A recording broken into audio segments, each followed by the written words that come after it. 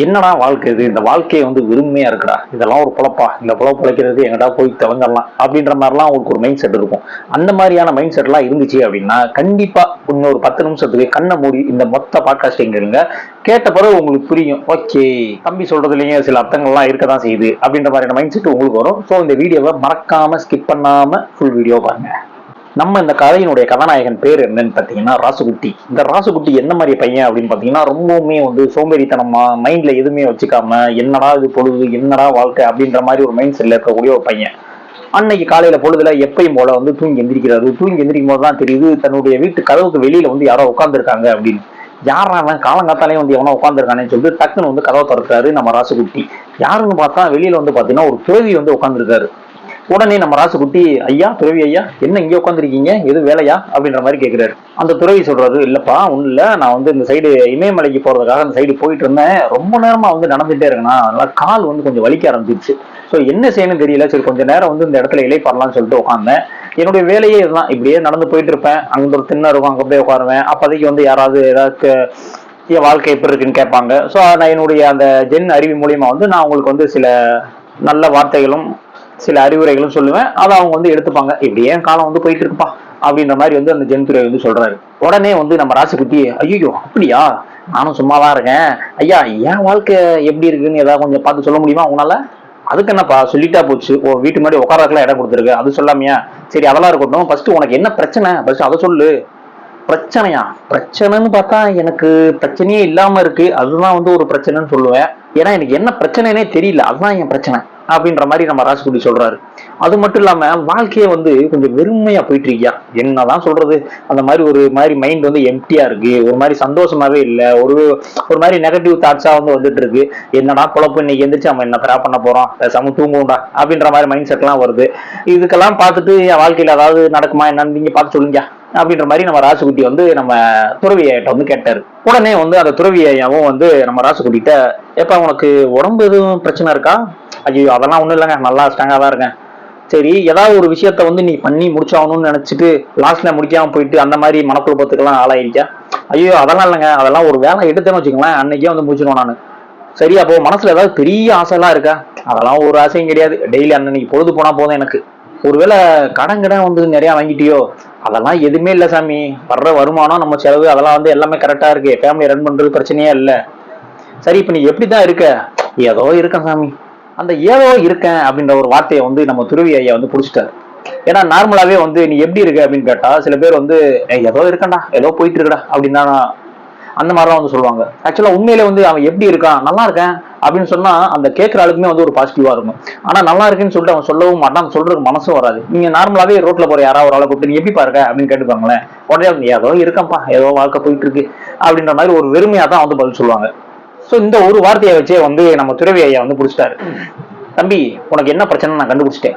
அப்படியாயா, சொல்லுங்கயா சொல்லுங்கயா, ரொம்ப நாளா இதுதானே தெரியாம இருந்தேன். உனக்கு வார்த்தையில தான் வந்து பிரச்சனை இருக்கு. என்னது வார்த்தையில பிரச்சனை இருக்கா? வார்த்தையில என்ன பிரச்சனை? நான் என்ன உங்களை தப்பா பேசினா இல்ல திட்டினா இல்ல அசிங்கமா சொன்னா? நான் நல்லா தான் வார்த்தை பேசிக்கிட்டு இருக்கேன், வார்த்தையில என்ன பிரச்சனை இருக்கு?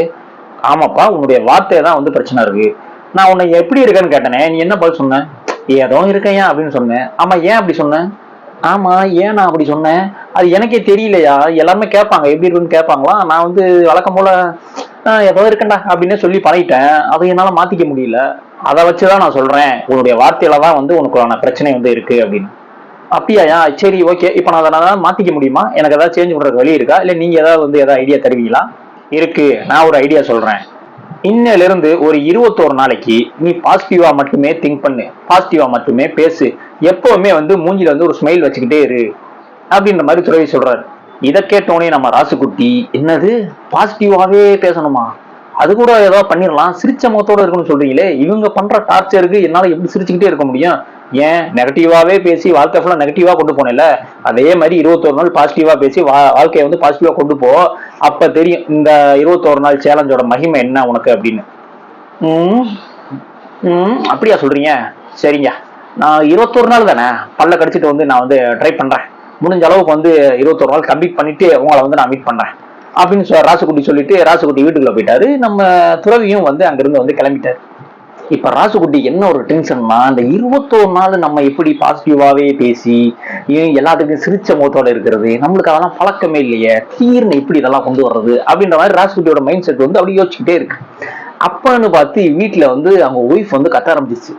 இந்த பால்காரன் நாய் டெய்லி வந்து பால் போடுதே, இன்னைக்கு வந்து பால் போடுச்சாங்க பாத்தீங்களா, பிள்ளை எல்லாம் வந்து அழுதுட்டு கிடக்கு, இது கூட தெரியாது, எங்கிட்டு போய் உயிர் மைய போச்சா, அதெல்லாம் வந்து கரெக்டாக பால் ஊத்தாங்கன்னா காசு மட்டும் 1ஆம் தேதி ஆனா வாங்க தெரியுதுல அப்படின்னு ஒரு சவுண்ட் வந்து உள்ள இருந்து வந்துட்டு இருக்கு. அப்பவே வந்து ராசுகுட்டிக்கு புரிஞ்சிருச்சு, சரி இன்னைக்கு நம்மளுடைய முதல் டாஸ்க்கு நம்ம ஒய்ஃப் இருந்து தான் ஆரம்பிக்குது போல அப்படின்னு நினைச்சிட்டு ராசுகுட்டி வேகமா போய் என் ஒய்ஃப் கிட்ட, இங்க பாருமா, அவருக்கு என்ன வேலையோ, இதுக்கு முன்னாடி எவ்வளவு இடி மின்னல் மழை வந்தா கூட அவர் வந்து பால் ஊத்தலையா, இன்னைக்கு ஏதோ ஒரு பிரச்சனை, அதனால வந்து அவரால் சரியா வர முடியாம இருந்திருக்கும், அதுக்காக அவர் போய் நம்ம இந்த மாதிரி எல்லாம் திட்டுறது வந்து இதெல்லாம் நல்லது கிடையாதுப்பா அப்படின்ற மாதிரி வந்து ராசுகுட்டி வந்து தன்னுடைய ஒய்ஃப்ட சொல்றாங்க. என்ன ஒரு ஆச்சரியம்னா, இதை வந்து அவர் சிரிச்சுக்கிட்டே சொல்றாரு. ஏன்னா இதுக்கு முன்னாடி வந்து அவருடைய மனைவி வந்து ராசுகுட்டி இந்த மாதிரி பார்த்ததே இல்லை. ஏன்னா ஒரிஜினல் ராசுகுட்டி அம்மா என்ன சொல்லியிருப்பான்னா, அந்த நாய் எங்கிட்டு போய் தொலைஞ்சிச்சோம், இனிமேல் அந்த பால்காரன் எல்லாம் பால் வாங்காத, வேற ஆளா மாத்திடுவோம், அவன் இத்தோட சனியம் போய் தொலைகட்டும் அப்படின்ற மாதிரி என்ன வார்த்தை தான் ராசுகுட்டி இந்த வாயில இருந்து வந்திருக்கும். ஆனா அந்த துறவி சொல்லிட்டு போன அந்த பாசிட்டிவ் மைண்ட் செட் கொண்டு வரணும்ன்றக்காண்டியே வந்து இந்த மாதிரி பேசுறாரு. இதை மனைவினால கூட நம்ப முடியல. திரும்பி பார்த்தா பின்னால வந்து அந்த பால்காரன் நிக்கிறான். பால்காரன் கண்ணெல்லாம் வந்து அப்படியே கலங்கி நிக்குது. நம்மள இந்த மனுஷன் எந்த மாதிரி எல்லாம் வந்து உயர்ந்த நிலையெல்லாம் நினைச்சிருக்கான், நம்ம இல்லாதப்ப கூட தப்பா பேசலையே, நம்மளுக்கு வந்து சப்போர்ட் பண்ணி இவ்வளவு தூரம் பேசுறான்னு சொல்லிட்டு அப்படியே அந்த பால்காரன் பாலையும் ஊத்திட்டு ராசுகுட்டி வந்து ஒரு லைட்டை வந்து கட்டி பிடிச்சிட்டான். உடனே வந்து ராசுகுட்டிக்கு வந்து இந்த ஃபீலே வந்து ஒரு மாதிரி புதுமையா இருந்துச்சு. ஓ, பாசிட்டிவா பேசினா இந்த மாதிரி எல்லாம் நடக்குதோ அப்படின்ற மாதிரியான ஒரு ஃபீல் வந்து ராசுகுட்டிக்கு இருந்துச்சு. அப்படியே வந்து நாட்களும் வந்து கொஞ்சம் கொஞ்சம் கடந்து போயிட்டே இருக்கு. அன்னைக்குன்னு பார்த்து கிரிக்கெட் மேட்ச். ஸோ ஃப்ரெண்ட்ஸ் எல்லாருமே வந்து வீட்டில் வந்து கிரிக்கெட் பார்த்துட்டு இருக்காங்க. ராசுகுட்டியுமே வந்து நல்லா கிரிக்கெட் விளாடக்கூடிய ஒரு நல்ல பிளேயர் தான். ஸோ நல்ல கிரிக்கெட் நாலேஜும் உள்ள ஒரு நல்ல ஆள் தான். ஸோ கிரிக்கெட் எல்லாம் பார்த்துட்டு இருக்காங்க. அன்னைக்குன்னு பார்த்து இந்தியா தோத்து போச்சு. ஸோ இப்போ எல்லாருமே தலையில கடந்து அடிச்சுக்கிட்டு இருக்காங்க, இந்த தான்ப்பா அந்த மேட்சே வந்து பார்க்கக்கூடாது, பார்த்தாலே இப்படி தான்ப்பா அப்படி இப்படின்னு, இன்னும் ராசுகுட்டி இப்படியாச்சு அப்படின்னு அங்க இருக்கிறவங்க ஒருத்த கேட்டான். இதே பழைய ராசுகுட்டியா இருந்தா என்ன சொல்லியிருப்பான் தெரியுமா, இவன்லாம் வந்து எதுக்கு தான் விளாட்றானுன்னு தெரியல, இவ்வளவு காசை வாங்கிட்டு அவன் வீட்டை கட்ட, அவன் வீட்டுல வந்து நகை சம்பாதிக்க, பணம் சம்பாதிக்க, விளம்பரத்தை நடிக்க, இவனுக்கு இதுக்கு தான் லாய்க்கு, இவங்க எல்லாம் வச்சு மேட்ச் பார்க்கவே கூடாதுப்பா, டிவி அமர்த்தி போடுப்பா, டிவி உடச்சு போடுப்பா அப்படின்லாம் வந்து சொல்லியிருப்பான். ஆனா இப்ப ராசுகுட்டிக்கு வந்து அந்த துறவி சொன்ன அந்த 21 நாள் சேலஞ்ச் வந்து நான் வந்துச்சு. எப்பா விடுங்கப்பா, அவன் என்ன வந்தோடனே தோத்துட்டான், லீக் எல்லாம் மேட்ச் எல்லாம் முடிச்சு செமிஃபைனல் எல்லாம் ஜெயிச்சு ஃபைனல் வரைக்கும் வந்திருக்கான், இவ்வளவு தூரம் டஃபா ஆடி இருக்கான், ஒரு 5 ரன் அடிக்க முடியாத தோத்து போயிட்டான், அதுக்காக நம்ம போய் டிவியை உடச்சிட்டு அவனை திட்டுறதுனால என்ன ஆயிர போகுது, விடுங்கப்பா அப்படின்னோடனே அந்த உட்காந்து பாக்குறவங்க எல்லாம் வந்து ஒரு ஆச்சரியம், டேய் இது என்ன உண்மையிலேயே ராசுகுட்டி தானா இல்ல வேற எவனுமா, இல்ல ஆவி கீவி எதுவும் அவன் உடம்புல பூந்துருச்சான்னு நானும் திட்டி தீர்த்தி டிவியெல்லாம் உடச்சிருப்பான்னு பார்த்தா ஆளே மாறிட்டானடா, பரவாயில்லடா நல்ல இம்ப்ரூவ்மெண்ட்ரா அப்படின்னு அந்த பசங்க எல்லாம் வந்து சொல்றாங்க. இதெல்லாம் கேட்டோன்னே ராசுகுட்டி வந்து ஒரு கெத் ஆகி போச்சு, அப்பாடி அந்த ஆள் சொல்றது வந்து வேலை செய்யுது, லைஃப் கொஞ்சம் நல்லா தான் போயிட்டு இருக்கு அப்படின்னு. இப்படியே வந்து நாட்கள் இன்னும் போய்கிட்டே இருக்கு. இன்னைக்குதான் வந்து அந்த 21ஆவது நாள், அந்த துறவி சொல்லிட்டு போனா 21 நாள், 20 நாள் கடைபிடிச்சிட்டோம். நீ ஒரு நாள் எப்படியாவது பல்ல கடிச்சு அவர் சொன்ன அந்த 21 நாளை வந்து நம்ம வந்து நிறைவேற்றணும் அப்படின்னு நினைச்சிட்டு இருக்கோம். ஆனா அன்னைக்குன்னு பார்த்து கொடைக்கானலுக்கு வந்து வீட்டுல வந்து டூர் கிளம்பிட்டாங்க. டூர் கிளம்பி வண்டியில அப்படியே போயிட்டே இருக்காங்க. போனோடனே வந்து பாதி நேரத்திலே வந்து தன்னுடைய பசங்களுக்கு வந்து, வாந்தி வருதுப்பா, சுத்தி சுத்தி இந்த டிரைவர் கூட்டு போயிட்டு இருக்காப்பா, பஸ் டிரைவர், என்னால முடியலப்பா, எனக்கு ஒரு மாதிரி வாந்தி வர மாதிரி இருக்குப்பா அப்படின்னோடனே ஒய்ஃப் வந்து, ஐயோ வண்டியை வேற நிப்பாட்ட மாட்டானுங்களே, இவன் வேற வாந்தி இருக்கானே, என்ன பண்றது, இந்த சனியன்களெல்லாம் இதுக்கு தான் வந்து நான் கூட்டு வர்றதே இல்லை அப்படி இப்படின்னு சொல்லிட்டு ஒய்ஃப் வந்து திட்டிட்டு இருக்கு.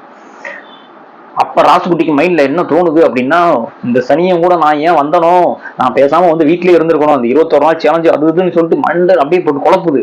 இருந்தாலும் நம்ம வந்து இது வந்து கடைசி நாள், இந்த 21ஆவது நாள், கண்டிப்பா வந்து நம்ம எதுவும் நெகட்டிவா சொல்லிடக்கூடாது, சிரிச்சுக்கிட்டே பசங்கள்ட்ட பாசிட்டிவா பேசி நம்ம வந்து இந்த காம்படிஷன் வந்து நம்ம ஜெயிச்சு ஆகணும், இந்த 21 நாள் காம்படிஷன் அப்படின்னு நினைச்சிட்டு, இங்க பாருப்பா பொறு அப்படின்னு சொல்லிட்டு டிரைவர்கிட்ட போய், ஐயா கொஞ்சம் வண்டியை நிப்பாட்டிங்களா, என் பசங்க வந்து வாந்தி வர மாதிரி இருக்கு, இல்லைங்க வண்டியை நிப்பாட்டலாம் மாட்டேன், வேணா நீங்க இறங்கி நிப்பாட்டி வேணா இறங்கிக்கங்க, திரும்ப நீங்க வாந்தி எடுத்து முடியாதுன்னா வண்டி நிக்காது, நான் கிளம்பிட்டு போவோம் அப்படின்னோடனே, பரவாயில்ல நீங்க கிளம்புங்க எங்களை இறக்கி விடுங்க அப்படின்னோடனே வந்து ராசுகுட்டி ஃபேமிலி எல்லாம் வந்து இறக்கிட்டாங்க.